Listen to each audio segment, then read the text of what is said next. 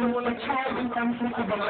The CICO is apprehended for robbery snatching at the Physical Mall in Chapel Church at 4:30 p.m. He was brought to the police station where the police investigator called the public attorney's office. Paul was already preparing to go home because it was already 5:30 in the afternoon. Here is what transpired thereat.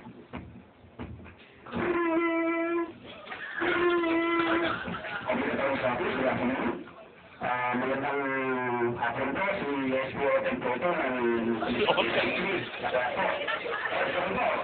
hapon, ano po ba matibig dito rin sa kapwa? Tawagin may nahuli kaming CICO dito, isang bata na nahuling nanaga o nagsipas ng wag. Ganun po ba? Ilang taon mo ba yung bata sa kanto? Sa aming pag-isiyasat, nasa 16. Ay, ganun ba? Nasama na yung bata sa kanto. Medyo hindi naman na nagsasalita kasi nagwala na ako at gustong malis. Gano'n?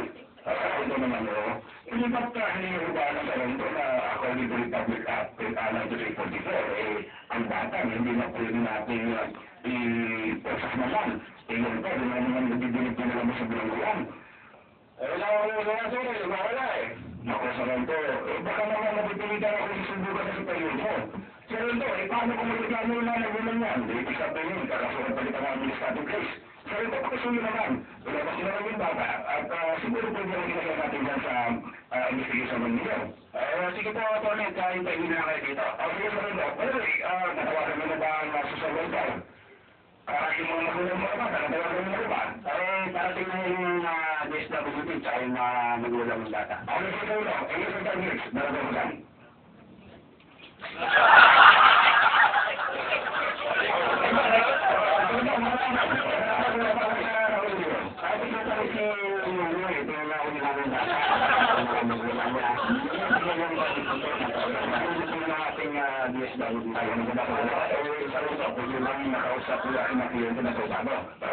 Para naman malaman kung ano ba talaga nangyari dito.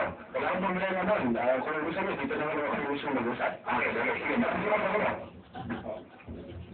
Okay, Nagtulungan niya kami. Walang alam ang anak ko. Ganun ko ba? Hindi mo yung juice. Lahat ng mga karo ko magaling dito. Sorry lang, kaya ko ba yung pagkatawang? Oo, sir. Ako si Mr. Paraboy, ito pumingis ko, anak ko namin sa mga mga. Ano sa ito, sir? Sorry, pagkain po kami kasi nga, tinasukan yung anak namin eh. Ako kayo wala ka, sir. Bakit hindi anak na namin wala ka, sir? Para lang ang lahat ng mga ganun yung anak. Sorry, wala sa kami kapara-para, magkano ko ito babae namin sa inyo. Ano, sir? Ano po yung sir? Ano gusto na ho natin, hindi ang serviso. Magandang doon, magpapilala ng tao sila, para tumalas mo natin yung mundo.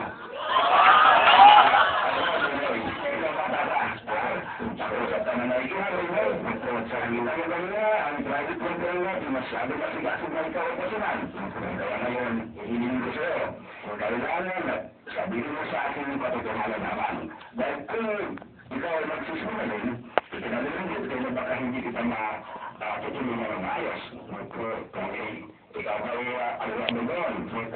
Okay, so sabihin mo sa akin kung ano talaga ng alam. Wala ko katotohanan rin po yung tulungan. Bakit mo naman nasabi wala ng katotohanan? Namasal ko kami mga classmate ko doon, tapos yung classmate ko po, biglang ng agaw ng bang. Pagkatapos, nag-aaral po, yung pagkakamihan ko, pinakbigyan ko. Yung pinakbigyan ko, yun yung pinakbigyan ko. Sabihin, porsit na tumakbo ka lang, hindi mo yung pinakbigyan. At ang pinakbigyan ka lang, tapos po yung nasa presidente na po. Sabi ko po, wala po ako kasalanan. Sabi ko, wala naman ng mga tinas. Pinutulungan po ako sa isang tapos pinulungan nila, nilagay ko doon, tinatapos pinula ko, sabi ko, sabi ko, wala po yun.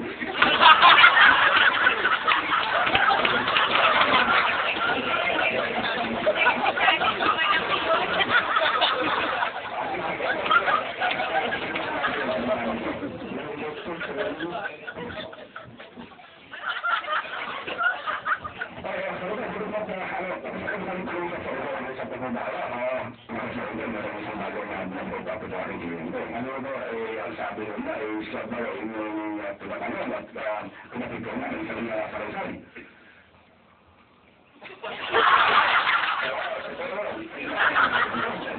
Sabi na nila, bahala sa pangkat mga katapang tao. Bahala sa mga rights lang. attorney naman, ito namin na yung bata sa amin, ano magagawa namin kung di ko rin ang statement? Wala ko naman sa ulo. Ano ba naman hindi ko rin kami, yung isang bata, usado, na wala na pagado. Ano ba ano ka naman sa ito? Hindi naman sa akin ito, ito wala kang problema. Yung ganyan na kami, sige, bahala na. Ano ba naman sa ako kasi hindi ko magagamit yan, dahil gamitin ng visible evidence. Kaya hindi ko naman sa akin, oo, tayo, wala problema. Okay, maliban kayo sa ulo, ay ma'am, kung yun nalalapatan, ito ko kasi, ginaas din namin na matapos na kagad ang asunto ko sa kasagalunan. Huwag na natin pakabaan para hindi tayo mapapagod. May ugali ko sana, dahil okay naman ang pamilya na akusado, na sana dadali mo lang natin ang kasunto sa diversion. Ano yung diversion? May ikaw, hindi na ganito ko kasi mama. Ito sa pagkakang na ito 2024, ito mo natin kasi ang isang kaso na kung bata ang isang akusado, idadali natin sa isang programa kung saan i-rehabilita ang bata. Ay, hindi mo sabihin, hindi mo makukuha? Ay, ganun po lang. Ay, ano ba ba? Sasabihin ko ano yun, ang bigas na yun, ano pa pwede? Wala ko siya. Sabihin ko mukha pa ng pero ka ng pintalibag. Talungan na natin natin. Sige, dali na natin siya sa piskal.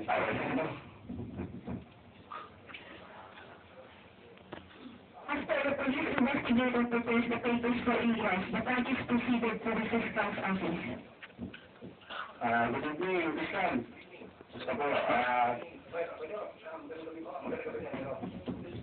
Fiscal, ako nga po yung private complainant, kasi di ako sinayon. ito po dito yun, ito po kasi yung bata ko na medyo ako sana ako ang pinili ng bata. Ngayon ba nilo, nais ko sana nung kahit din sa atin dito sa office na sana. Dahil ito naman, yung mga ng pamilya, dadaanan lang sana natin sa diversion. Ako nga po, at hindi ako na tayo sa diversion. Gusto ko siya makulong. Naku, Mrs. Ulitin ko ho, nasa batas yun. Hindi na eh, kailangan makakotong tayo kayo. Hindi mo pwede, kailangan siya makulong. Nakakagda ko ka ng allowance.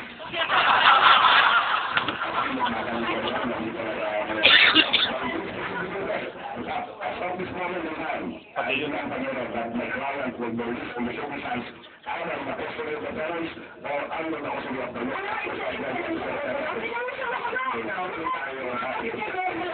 Nasa batas namin yan.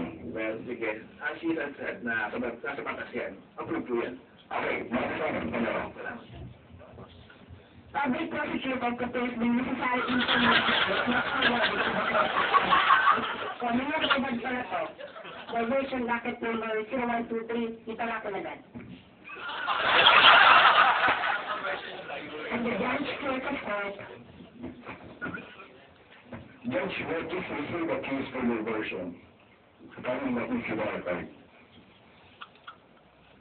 In that case, you have to ensure that referring this case to the diversion committee. And then we set a hearing for the purpose of the recommendation of the committee and possible approval of the program, diversion program. Yes, Judge. when the division committee was called, the public complainant finally submits to the division session.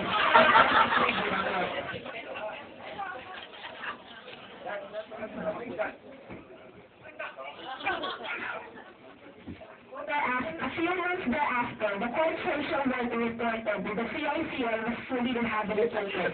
The court set the case for hearing, but on joint resolution of the prosecution and defense, the case was closed and sealed. The program presented by Group 3 only showed that notwithstanding the power and influence of the party complainant, coupled with the insistence that the CICR be impeached, the Tao lawyer was able to successfully defend the case of the CICR and even arrived at a much better solution through diversion with the coordination of the officers concerned. That's all, folks.